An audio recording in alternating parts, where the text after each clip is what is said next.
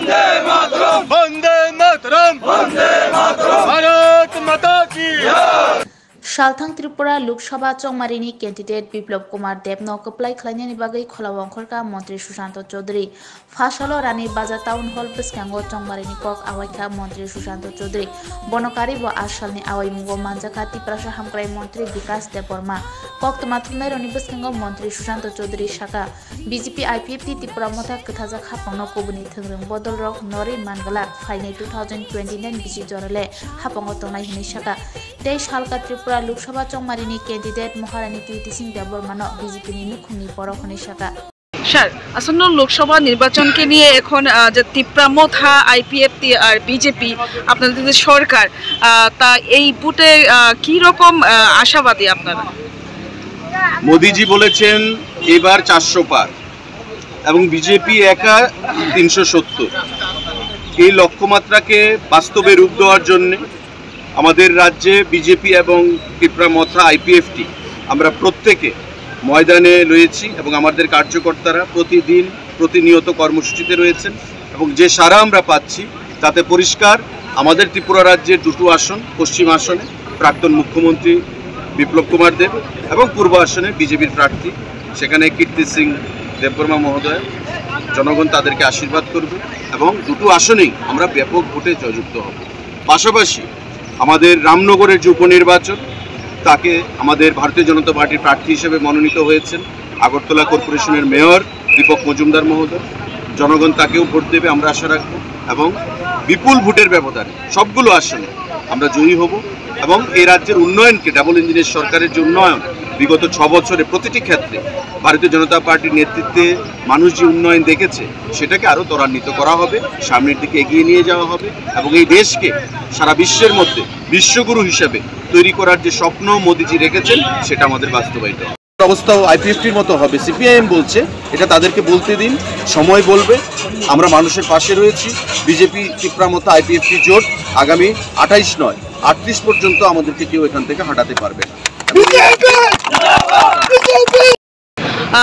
যদিও আজকাল জনসাধারণ কথা একটা প্রশ্নের মুখে আপনারা রয়েছেন, হয়তো আপনারা ভেবে নিতে পারেন যে কোন প্রশ্নটা।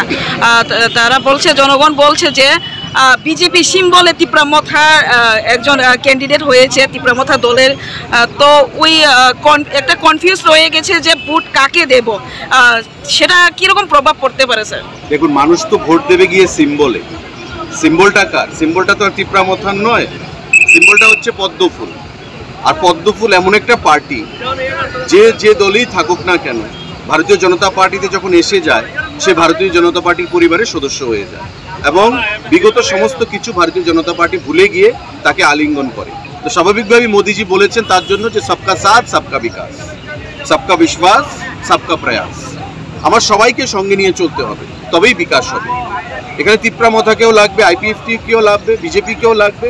প্রতিটি আঞ্চলিক দল, রাজনৈতিক দল, জাতীয় দলকে আমাদের সঙ্গে চাই। তাই আজকে সারা দেশে আমাদের এনডিএর যে পার্টনার তাদের সংখ্যা বৃদ্ধি পাচ্ছে। ইন্ডিয়া জোটকে ছেড়ে সবাই আমাদের সঙ্গে হাত মিলিয়ে লোকসভা নির্বাচনে ঝাঁপাচ্ছে। এই রাজ্যেও তিপ্রামথা যারা বিগত দিনে আমাদের বিরোধী ছিল আজকে তারা আমাদের সঙ্গে এসছে, কারণ তারাও দেখছে এ সমস্ত বিরোধিতা করে কোনো লাভ হবে না। মোদিজি সঠিক দিশায় চলছেন, আমাদের সরকার সঠিক দিশায় চলছে, আমাদের মুখ্যমন্ত্রী সঠিক দিশায় চলছে, সঙ্গে জোট করেছেন। এবং আমাদের কীর্তি সিং এর যে প্রশ্ন আপনি তুলেছেন, কীর্তি সিং এখন আমাদের বিজেপি পরিবারের সদস্য। আমাদের বিজেপির প্রত্যেকটা কার্যকর্তা, তিপ্রামথার প্রত্যেকটা কার্যকর্তা তাকে জয়ী করার জন্য ময়দানে ঝাঁপিয়েছে।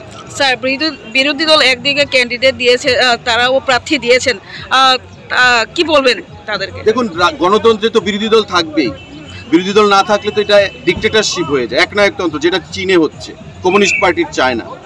কমিউনিস্ট পার্টি গণতন্ত্রের কথা বলে ভারতবর্ষে ত্রিপুরা রাজ্যে আর তাদেরই পিতৃদেশ চায়নাতে গণতন্ত্র নেই, একদলীয় শাসন ব্যবস্থা। গণতন্ত্রের পক্ষে কথা বলেছে 1989 সালে তিয়েনআনমেন স্কোয়ারে হাজার হাজার মানুষকে গুলি করে মারা হয়েছে। তো এগুলো মানুষের ইতিহাস সমস্ত কিছু জানা। তাই ত্রিপুরা রাজ্য থেকে কমিউনিস্টকে মানুষ বিসর্জন দিয়েছে, সিপিআইএমকে বিসর্জন দিয়েছে। আগামী 20 বছরেও কমিউনিস্ট পার্টি এই রাজ্যে ঘুরে দাঁড়াতে পারবে না, আমাদের দেশেও ঘুরে দাঁড়াতে পারবে না।